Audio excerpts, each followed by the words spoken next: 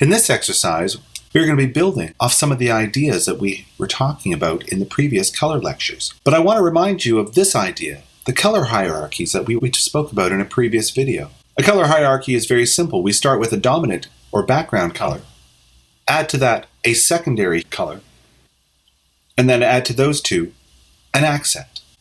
But remember, there's nothing about these colors that makes them dominant, secondary, or accents on their own. It's just the amount of area that they occupy. We can change these colors and have a completely different color arrangement. Now, these color squares that we see here actually have a name. They're called Itten squares, and they're named after Joannes Itten.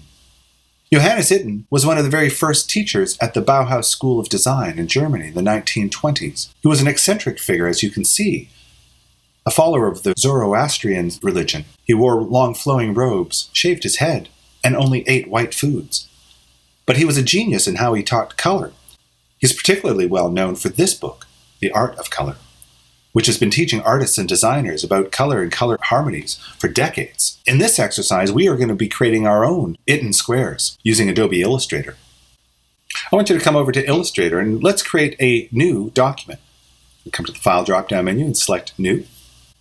We'll work with the 8.5 by 11 documents that we have been working with, and I'm going to keep my orientation as horizontal. I'm going to say Create. Now, in the previous video, we talked about all the different ways that we can make color groups in Adobe Illustrator. I'm going to show you yet another way. If I come over to my toolbox and bring my fill indicator forward and then double click it, I see this panel called the Color Picker. The Color Picker is yet, like I say, another way to choose colors and create color groups within Illustrator. Let me show you how this works.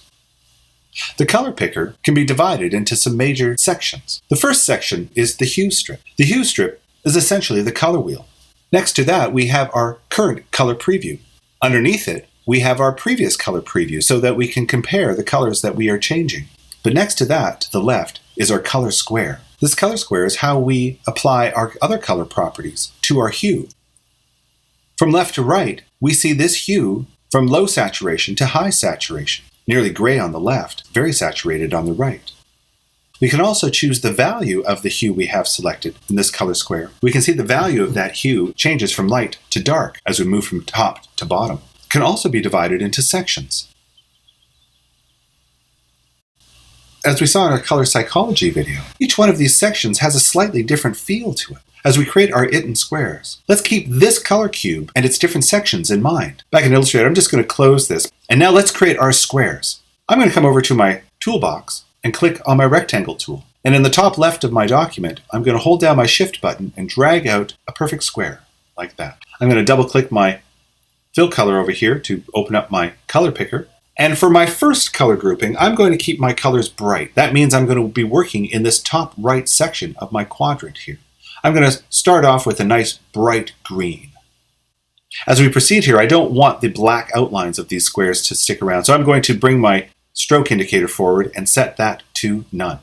Now I'm going to create my secondary color in this color square. I could come back over to my rectangle tool and draw out another rectangle, but I'm going to do this a slightly different way. First of all, I'm going to copy this shape. I could come down to the Edit drop-down menu and choose Copy, or I could press Command-C on my keyboard. And now I'm going to paste this color square, but I'm going to paste it in a special way. I'm going to come to the Edit drop-down menu and I'm going to choose Paste in Front, or Command-F on my keyboard. It doesn't look like anything's happened, but there is now a second version of that color over top of the first one. Press Command-Z. I'm going to resize this by hovering my cursor over the bounding box, and I'm going to hold down the Option and the Shift button at the same time to resize this around its center point. For this secondary color, again, I'm going to bring my fill indicator forward down here and double click that to open up my color picker. I'm going to choose a different hue here. I'm going to choose something analogous, maybe blue-green. Here you can see there's my new blue-green color versus my old blue-green color. However, I'm going to make this a slightly darker color. I do want to keep my intensity up, so I'm going to stay within this top right quadrant of my color cube and say OK. I'm going to copy this square that I currently have selected, Command-C on my keyboard, and I'm going to paste it on top of itself. Remember, Command-F on my keyboard to paste in front. Or you can come to the Edit drop-down menu and choose Paste in Front that way. Either way, I'm going to resize this new color cube by clicking on the center bounding box anchor point and dragging down. And I'm going to make this a much smaller rectangle. Let's make this our accent color. I'm going to, again, double click my fill color down here to open up my color picker. And I'm going to choose the complement of this blue-green, which would be a yellow-orange. And I'm going to make sure that this is nice and vibrant. I'm going to work right in the very top corner of my color cube, something very light and very bright and saturated. Well, I've now got my first bright color group. I'm going to duplicate this by selecting it with my black arrow, and while holding down my Option button, clicking and dragging to the right. With this new color cube, I'm going to reuse these same colors, but I'm going to rearrange the hierarchy so that we have a different dominant, secondary, and accent color. First, I'm going to click so nothing is selected, and then I'm going to come back and click once on my dominant color. I'm going to use my eyedropper tool in my toolbox to do this coloring process. If I click the eyedropper tool, I can click on any other object, for example, this blue secondary color here, and change the color that I have selected. Now I'm going to change my secondary color. But watch this. Rather than going over to my toolbox and choosing my black arrow and coming back here and choosing that, which can start to slow you down, I'm going to do this a different way. I'm going to come back to my eyedropper tool, and this time, rather than choosing my black arrow, I'm going to press my Command button. And you'll see that my eyedropper tool now switches to the black arrow. This is a nice way to switch between tools without having to go back and forth to your toolbox. With my Command button still pressed, you can see I can click on any other object. Again, with this secondary color selected, I'm going to release the Command button to bring back my eyedropper tool, and I'm going to change my secondary color to the accent color. Again, still with the eyedropper tool selected, I'm going to press my Command button to bring up my last selection arrow, and I'm going to click on the accent color, and I'm going to make that one the green. I'm going to use my black arrow again to select all these squares, and I'm going to hold down my Option button and drag out another instance of that color group. And again, using my eyedropper tool, I can press my Command button to deselect. I'm going to click once on the secondary color, and this time it's going to be the orange. The secondary color will be the green, and the accent color will be the blue. Now, what's interesting about doing these color groupings like this is we get to see just how different a color grouping might be depending on the hierarchy. For example, the accent color of this color grouping is quite intense, but the accent color of this color grouping is less so. Depending on what you're trying to do, one of these color groupings may be more appropriate than another. Hey, but let's keep on going. I'm going to again come back to my black arrow. I'm going to choose the first of these color groupings, and I'm going to hold down my Option button and click and drag out another version of that color square.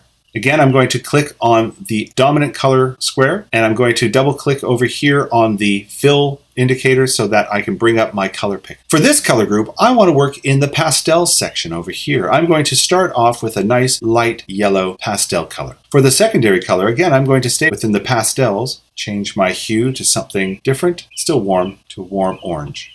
Click on my accent, double click. For my accent, I think I'm going to choose something in the pink range. And again, nice and light and pastel. I'm going to change my color hierarchies for these by clicking and dragging out a new instance, using my eyedropper tool, pressing my Command button to deselect, and then choosing my dominant color again.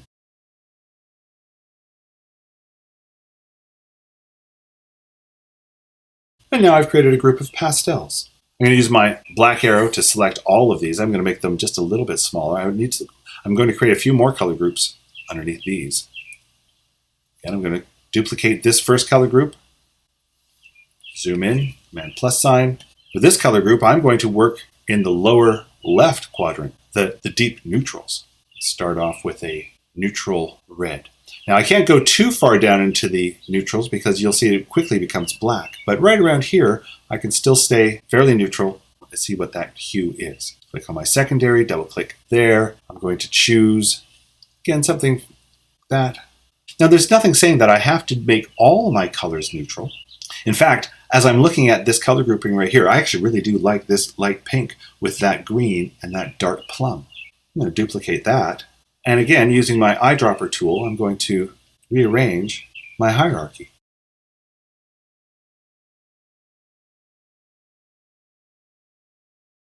I'm going to make one last color group, drag that down.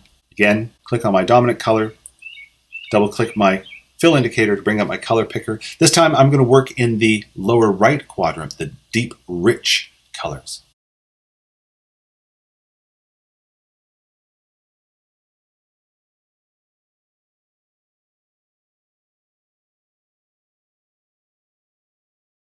I'm going to zoom out.